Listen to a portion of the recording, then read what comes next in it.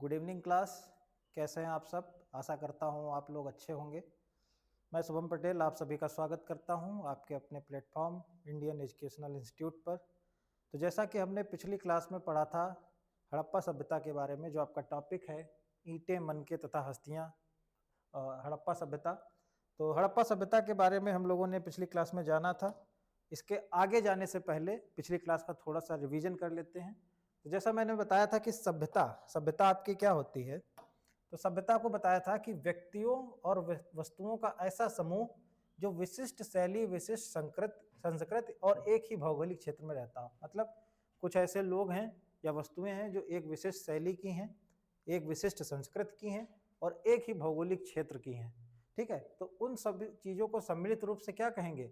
एक सभ्यता कहेंगे। ठीक है, सभ्यता की अगर बात करते हैं तो हमें पढ़ना है हड़प्पा सभ्यता के बारे में। तो हड़प्पा सभ्यता में हड़प्पा शहर की खोज सर्वप्रथम हुई, इसीलिए इसका नाम हड़प्पा सभ्यता पड़ा।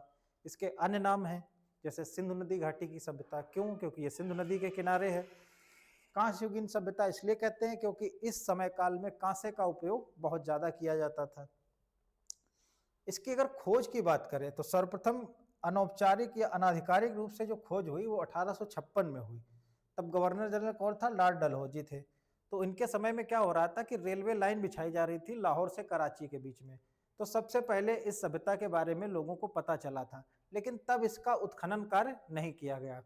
ठीक है, फिर आया 1921 और 22। जॉन मार्शल जो थे भारतीय पुरातत्व सर्वेक्षण के प्रमुख थे। इनके नेतृत्व में दयाराम साहनी और राखल दास बनर्जी ने 1921 और 22 में हड़प्पा नामक शहर की खोज की सबसे पहले। ठीक है, हड़प्पा सभ्यता का समय काल अगर देखें तो 2600 ईसा पूर्व से 1900 ईसा पूर्व तक है। जैसा मैंने आपको बताया था, ईसा पूर्व और ईसवी में अंतर क्या होता है कि ईसा मसीह के जन्म को आधार मानकर उनके जन्म से पहले की तिथियों को ईसा पूर्व और जन्म के बाद की तिथियों को ईसवी कहा जाता है। ठीक है, अगर विस्तार देखें हड़प्पा सभ्यता का तो 3 देशों में मिलता है, अफगानिस्तान में, पाकिस्तान में, भारत में। तो सबसे ज्यादा जो क्षेत्र है वो पाकिस्तान में है हड़प्पा सभ्यता का, और सबसे कम क्षेत्र जो है वो अफगानिस्तान में है। ठीक है, जैसे मैंने आपको बताया कि हड़प्पा सभ्यता की लिपि कैसी थी, इसको भाव चित्रात्मक या ब्रुस्तोफेदन कहते थे। तो ये क्या थी? भावों को दर्शाने के लिए एक विभिन्न आकृति का प्रयोग करते थे। जैसे मैंने अपना नाम लिया तो मुझे नाम लिखने के लिए शब्द की जरूरत नहीं है, उसके लिए एक आकृति बताई जाती थी। तो इसकी लिखने की विशेषता क्या थी कि पहली लाइन को लिखते थे बाएं से दाहिने और फिर उल्टा कर देते थे, दाहिने से बाएं, फिर बाएं से दाहिने, फिर दाहिने से बाएं, ऐसे करके ये लिपि लिखी जाती थी। तो इस लिपि को आज तक पढ़ा नहीं जा सका है। ठीक है, अगर हड़प्पा सभ्यता का विकास देखें तो 3 चरणों में हुआ। पहले प्रारंभिक चरण, फिर उन्नत चरण और फिर परिवर्तित चरण। प्रारंभिक चरण में मानव का विकास हुआ, उन्नत अवस्था में शहरों का विकास हुआ और परवर्ती अवस्था में हड़प्पा सभ्यता का अंत हुआ।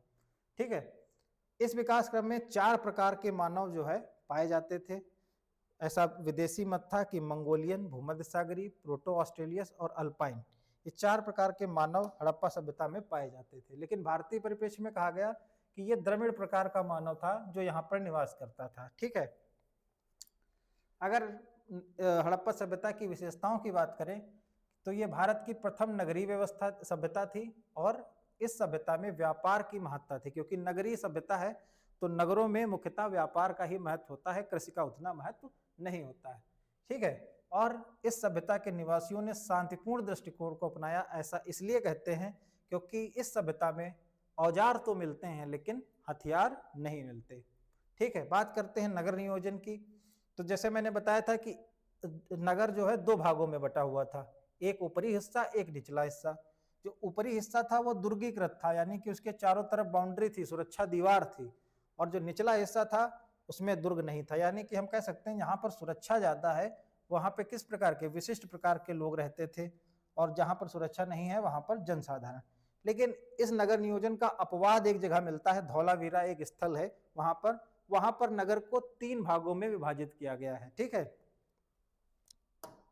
इसके हमने पढ़ा कि रहन सहन की व्यवस्था में कि भवन कैसे होते थे। ठीक है, कि ये मुख्य सड़कें हैं, ये गलियां हैं। ठीक है, और जो मुख्य सड़कों पे दरवाजे नहीं खुलते थे उसके अपोजिट साइड में घरों के दरवाजे, ये घर हैं आपके।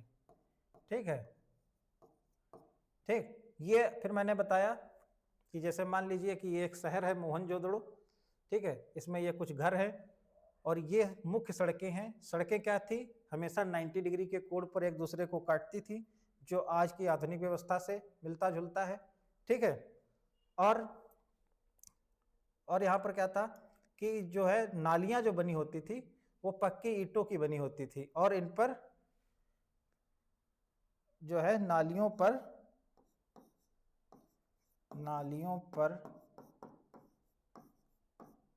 चूने और जिप्सम का प्लास्टर किया जाता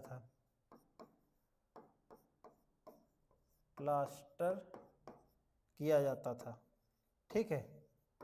तो जैसा कि हम देखते हैं आज के टाइम पे मोरंग, सीमेंट, इन सब चीज़ों को मिलाकर प्लास्टर किया जाता है, नालियों को पक्का किया जाता है।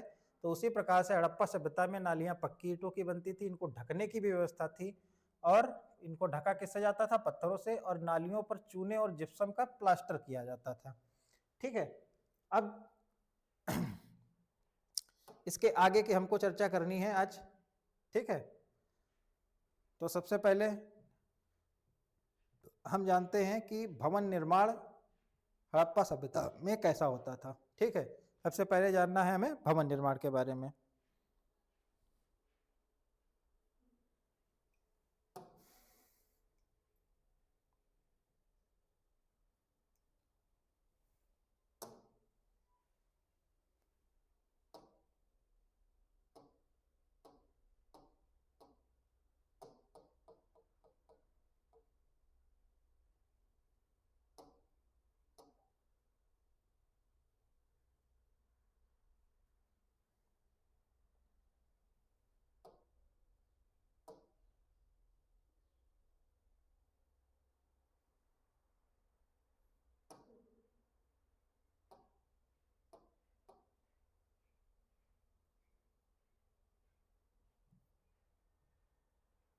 तो 1 मिनट, थोड़ी गड़बड़ हो गई है, थोड़ा सा इंतजार कर लीजिए, ठीक है।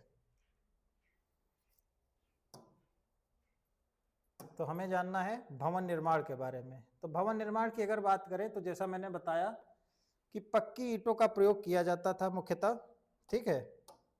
पक्की ईंटों का प्रयोग किया जाता था, घरों में नींव बनाई जाती थी, ठीक है, और घर थोड़ा ऊंचाई पर बनाए जाते थे जिससे जलभराव की समस्या वगैरह ना हो, ठीक है। और आप भवनों में क्या था कि स्नानागार जरूर होता था, शौचालय की व्यवस्था घर में होती थी, कमरे भी होते थे, मतलब एक तरह से कहा जाए तो आधुनिक जो हमारी व्यवस्था है उसी हिसाब से मिलती जुलती व्यवस्था हड़प्पा सभ्यता में भी थी, ठीक है। तो चर्चा करते हैं भवन निर्माण पर।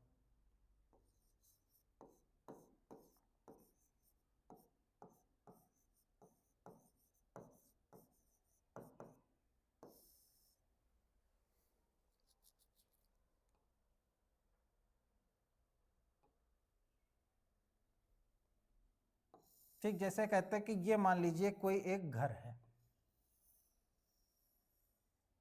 ठीक है, और ये क्या है, हमारी मुख्य सड़क। ये क्या है, हमारी मुख्य सड़क, और इधर गली है पतली सी, पतली क्या, ये है हमारी गली, ये मुख्य सड़क नहीं है, ठीक। तो जैसा कि हमने बताया कि घरों का जो दरवाजा था, ठीक है, ये मान लीजिए आपका मुख्य द्वार है, मुख्य द्वार। तो मुख्य द्वार जो होता था वो मुख्य सड़क पर ना खुलकर अंदरूनी या सड़क पर, या जो मुख्य सड़क नहीं होती थी, गली होती थी, उसमें मुख्य द्वार खुलता था, ठीक है। घर में जैसे मैंने बताया कि यहाँ पर क्या था, नींव का निर्माण किया जाता था। आज हम लोग देखते हैं कि पहले घर नींव पे बनते थे, फिर धीरे धीरे अब पिलर पर बनने लगे हैं, ठीक है। तो उस टाइम पे नींव का निर्माण किया जाता था। घर में कई सारे कक्ष होते थे, ठीक है। जैसे मान लीजिए ये एक रूम हो गया, ये एक रूम हो गया, ये एक रूम हो गया, ठीक है।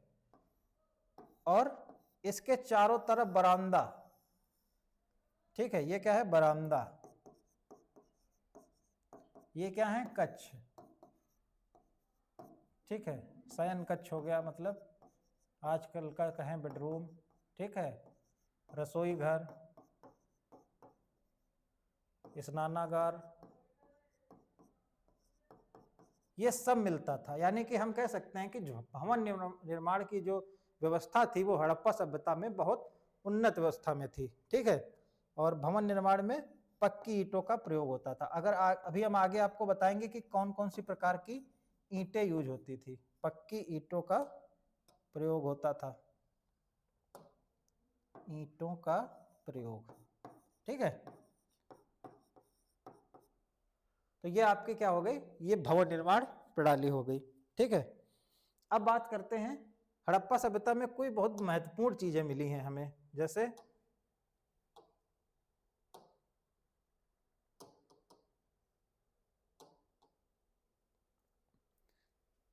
जैसे मोहनजोदड़ो में मिला है हमें स्नानागार,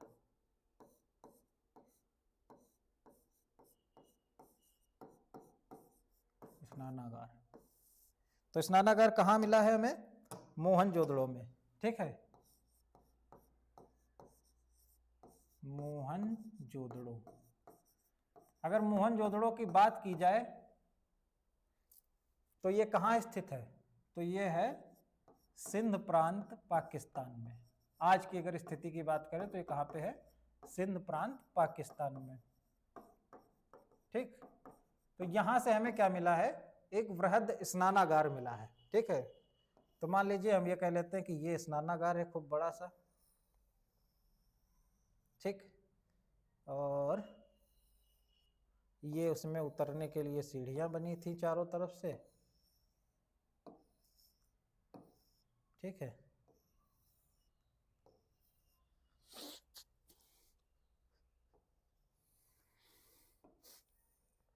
ठीक है, ये कह सकते हैं कि इसमें ये सीढ़ियां बनी थी उतरने के लिए, और ये पानी।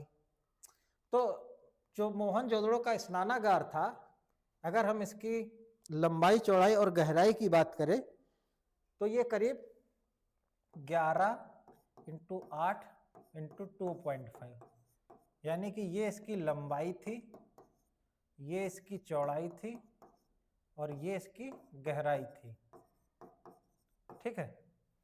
तो काफी बड़े उसमें क्षेत्र में बनाया गया था। और ऐसा कहा जाता है कि ये स्नानागार जो है विशेष व्यक्तियों के स्नान के लिए बनाया गया था, ठीक है।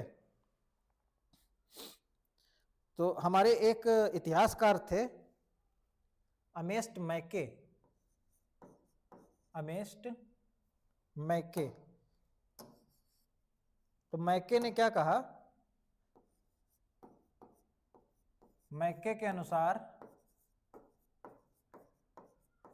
ये जो स्नानागार था हमारा, ये पुरोहितों के स्नान के लिए बनाया गया था,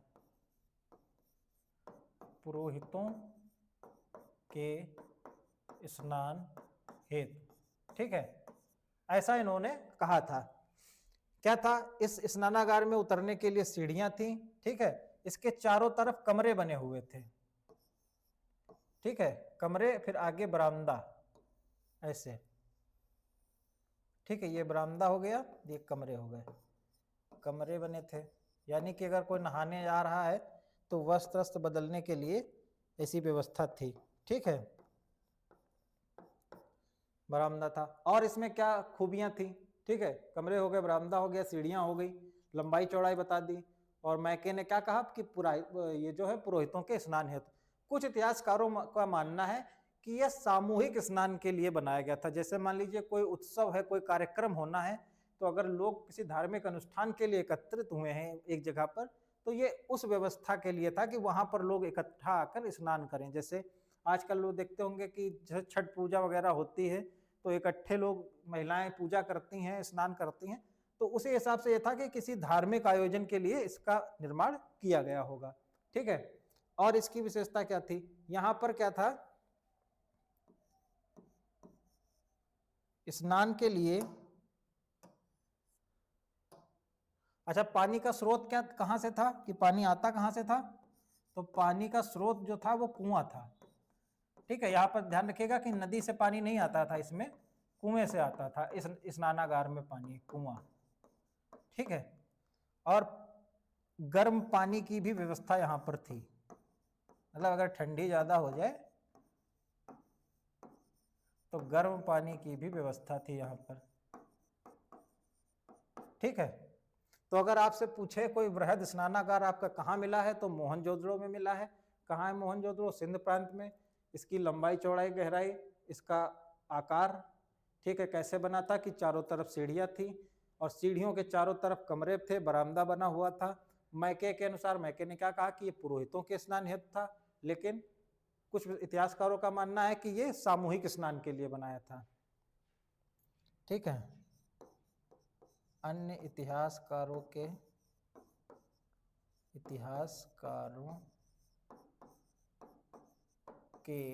अनुसार यह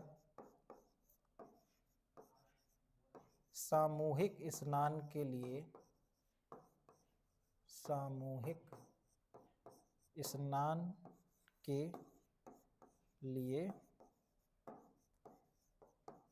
बनाया गया था।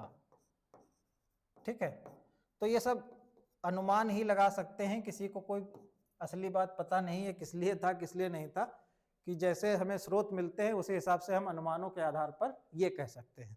ठीक है, और इसकी एक विशेषता और थी कि इसमें कितने 6 प्रवेश द्वार थे, 6 प्रवेश द्वार थे। ठीक है, तो ये आपका स्नानागार हो गया। ठीक है, अब बात करते हैं अन्नागार की।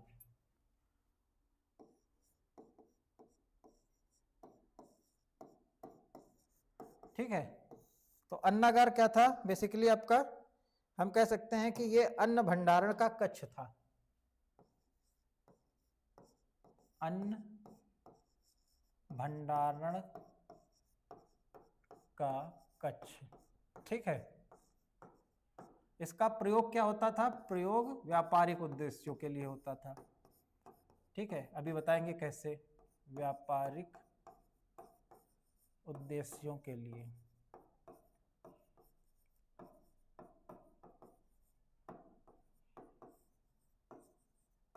ठीक है, ये आपका मिलता कहाँ से है? ये भी मोहनजोदड़ो से ही मिला है, यानी कि इसके अवशेष हमें कहाँ से मिले हैं? मोहनजोदड़ो से मिले हैं।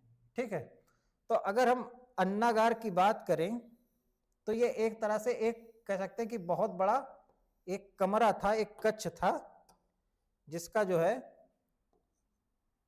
जिसका प्रयोग व्यापारिक दृष्टि से किया जाता था अन्न भंडारण के लिए। ठीक है, ये इसका मुख्य द्वार हो गया। ठीक, तो अगर इसकी लंबाई चौड़ाई की बात करें तो इसकी लंबाई कितनी थी? 18 मीटर और चौड़ाई 7 मीटर। ठीक है, तो ये लंबाई चौड़ाई का रेशियो हो गया। ये इसका मुख्य द्वार है। ठीक है, तो इसका मुख्य द्वार जो था वो नदी की तरफ खुलता था। ये आपकी नदी हो गई, ये आपका क्या हो गया? मुख्य द्वार हो गया, मुख्य द्वार।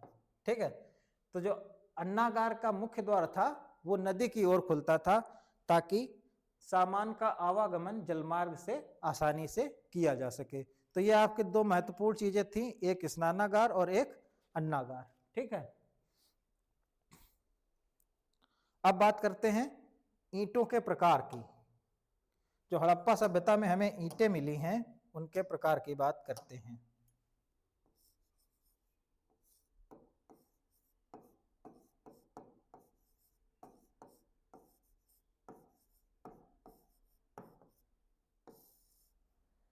ठीक है, ईंटों का प्रकार। ठीक, ईंटों के प्रकार की बात करें तो हमें 4 प्रकार की ईंटें मिलती हैं यहां से, 4 प्रकार की ईंटें।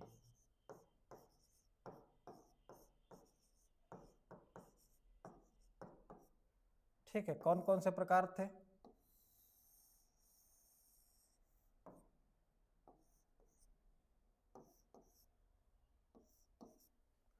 सबसे पहले थी आयताकार प्रकार की ईंटें, ठीक है, आयताकार, फिर एल आकार की, ठीक है, फिर टी आकार की, और चौथी थी नुकीली ईंटें।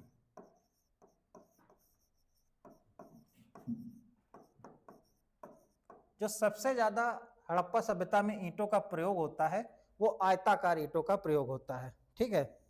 अगर हम एक संरचना बनाएं ईंट की,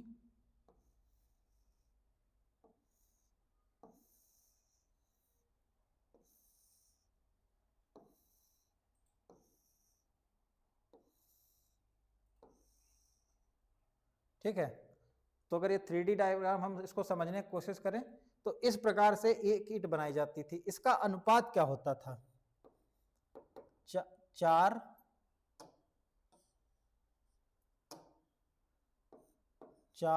अनुपात 2 अनुपात 1, यानी कि ये आपकी लंबाई हो गई, ये चौड़ाई हो गई, और ये ऊंचाई हो गई एक ईंट की। तो जो हड़प्पा सभ्यता में मुख्य रूप से जो ईंटें इस्तेमाल होती थी वो आयताकार ईंटें इस्तेमाल होती थी, चाहे आप वो किसी कच्छ को बनाने में देख लीजिए या नालियों को बनाने में देख लीजिए, ठीक है। अब दूसरी आती हैं एल आकार की ईंटें, ठीक है, तो इनका शेप कुछ ऐसे था, ठीक है। तो इनका प्रयोग कहां पर होता था? दीवारों के कोनों पर, दीवारों के कोनों पर, ठीक है। जैसे अगर हम कोई कच्छ बनाए, मान लीजिए कच्छ बनाया हमने, तो देखिए यहाँ पर अगर दीवार के कोने पे आ गए तो यहाँ पर एल शेप बन रहा है, तो यहाँ पर क्या था? एल प्रकार की ईंटों का प्रयोग किया जाता था, ठीक है। ये कुछ टी प्रकार की ईंटें ऐसी थी। इनका उपयोग कहाँ किया जाता था? इनका उपयोग किया जाता था सीढ़ियों में,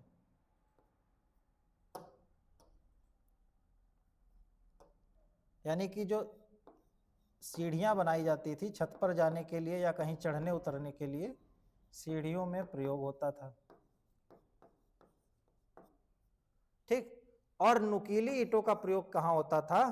कुओं में, ठीक है। जो कुआं थे हमारे, जो पानी के स्रोत थे, कुओं के निर्माण में,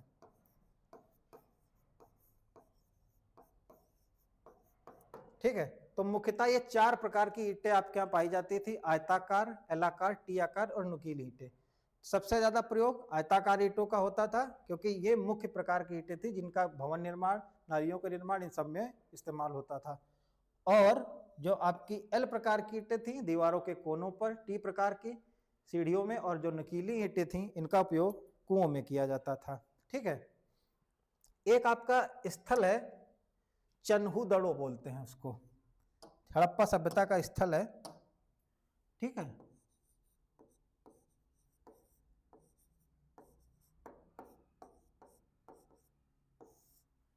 यहां से अलंकृत ईंटों के प्रमाण मिलते हैं,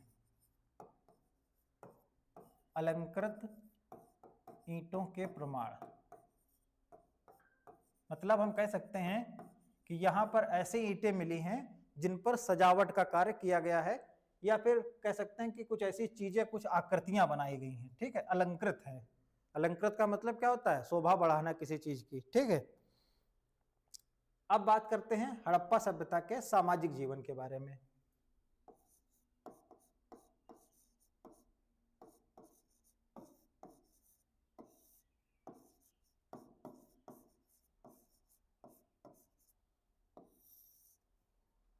सामाजिक जीवन, एक इतिहासकार थे गार्नर चाइल्ड, गार्नर चाइल्ड। तो इन्होंने बताया कि जो हड़प्पा सभ्यता का समाज था, समाज 4 भागों में विभक्त था,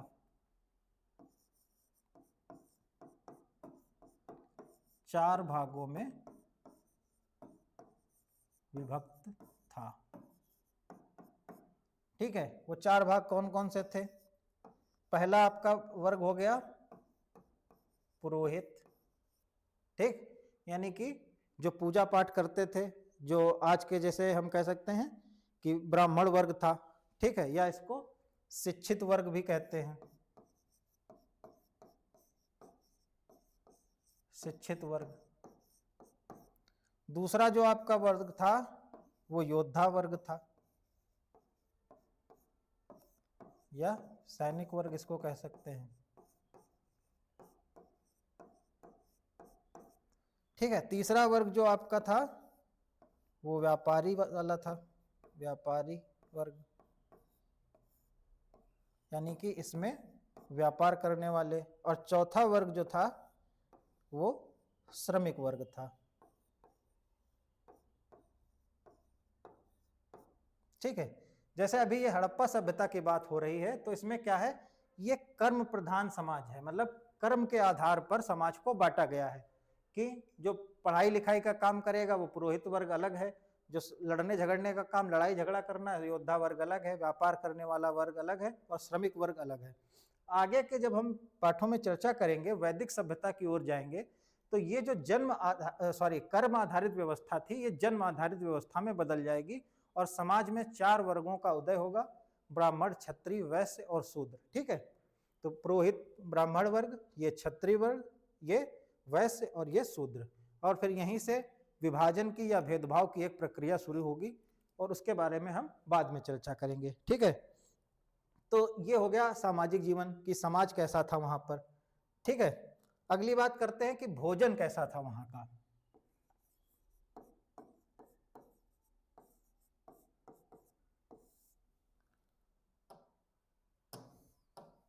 ठीक है, तो जैसा मैंने बताया कि हड़प्पा सभ्यता में कृषि और व्यापार दोनों के साक्ष्य मिले हैं, लेकिन व्यापार ज्यादा उन्नत अवस्था में था कृषि की अपेक्षा।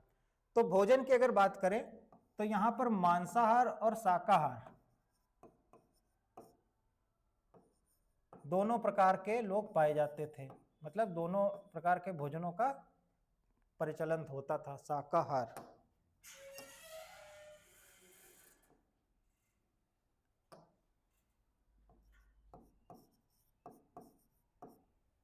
ठीक है। शाकाहार में बात करें तो जैसे हम उपजाते थे क्या हड़प्पा सभ्यता में, गेहूं था, जौ था, ठीक है, मटर था, मसूर था, और राई होती थी। तो इन सब चीजों का सेवन किया जाता था। मांसाहार में मछली आपकी हो गई, है ना, भेड़,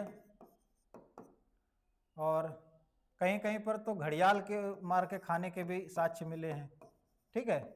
तो मांसाहार में बहुत सारे जानवरों को मारकर ये लोग खाते थे, ठीक है। तो भोजन की अगर व्यवस्था की बात करें तो मांसाहार और शाकाहार दोनों तरीके के लोग वहां पर पाए जाते थे, ठीक है। अब बात करते हैं वस्त्र के बारे में कि वहां पर वस्त्र कैसे क्या पहनते थे लोग। वस्त्र परिधान,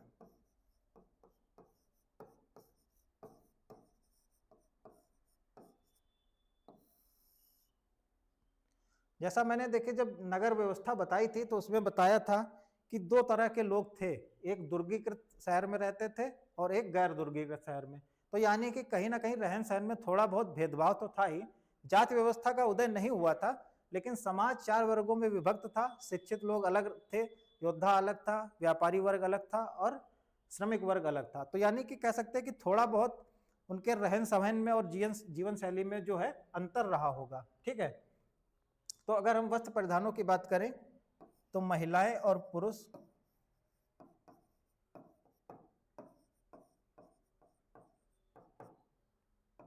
ठीक है,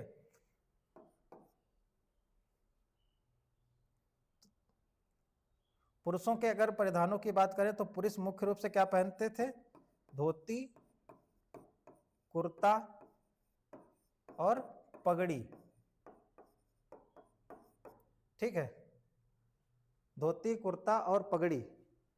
और महिलाओं की बात करें तो महिलाओं में साड़ियां और घाघरा,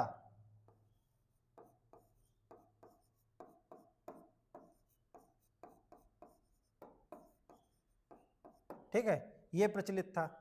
और अगर आभूषणों की बात करें आभूषण। तो आभूषण और सौंदर्य प्रसाधनों का उपयोग जो है पुरुष और स्त्रियां दोनों करते थे।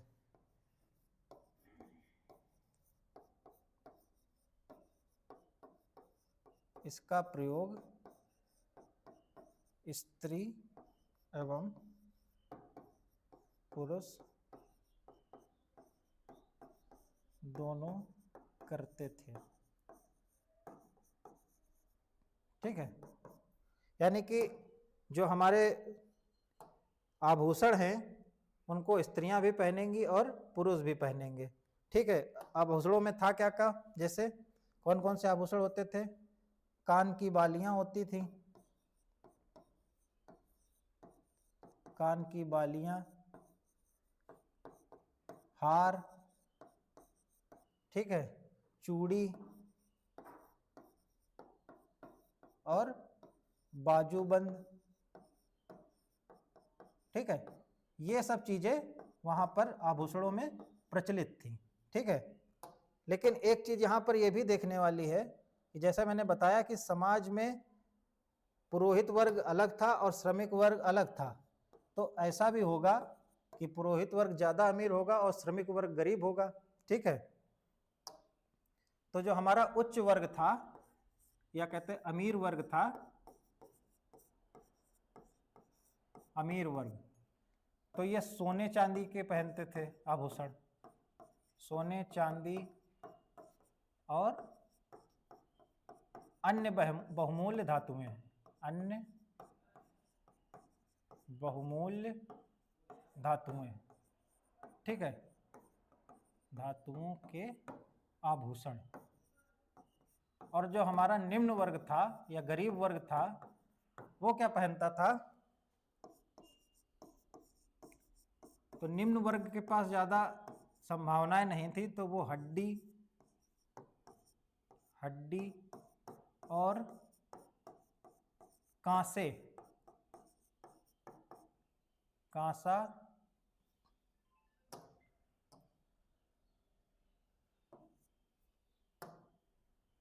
कांसे के बने आभूषण। ठीक है, यानी कि जो अमीर वर्ग था वो सोने चांदी और बहुमूल्य धातुओं के आभूषण पहनता था, और जो गरीब वर्ग था वो क्या करता था कि हड्डी और कांसे से बने आभूषण पहनते थे। ठीक है, अब बात करते हैं कि मनोरंजन क्या था, मनोरंजन के साधन इनके। जैसे आज के टाइम पे हम लोग क्या करते हैं, क्रिकेट खेलते हैं, मोबाइल में गेम खेलते हैं। ठीक है, तो ये सब सुविधाएं वहाँ पर उस टाइम तो मौजूद नहीं थी, लेकिन फिर भी मनोरंजन तो करना ही है, तो कैसे करेंगे? तो मनोरंजन के लिए क्या करते थे? मछली पकड़ना, ठीक है, जानवरों की दौड़ होती थी,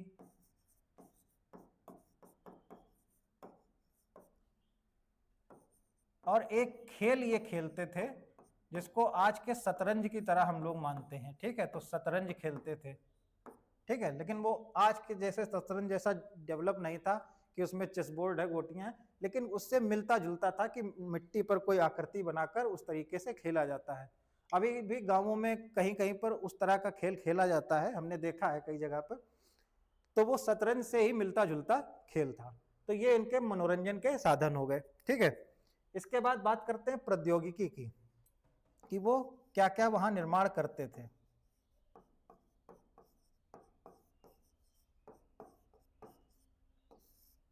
ठीक है, जैसे आप विज्ञान में पढ़ेंगे फर्स्ट ईयर इंटर में, तो उसमें बताया जाएगा कि धातुओं को गलाकर कैसे अन्य धातुएं अयस्कों से शुद्ध धातुएं प्राप्त की जाती हैं। ठीक है, तो प्रौद्योगिकी से इसके आगे हम फिर कल चर्चा करेंगे। आज के लिए इतना ही। ठीक है, तब तक आप लोग पढ़ते रहिए और रिवीजन करते रहिए। तब तक के लिए नमस्कार।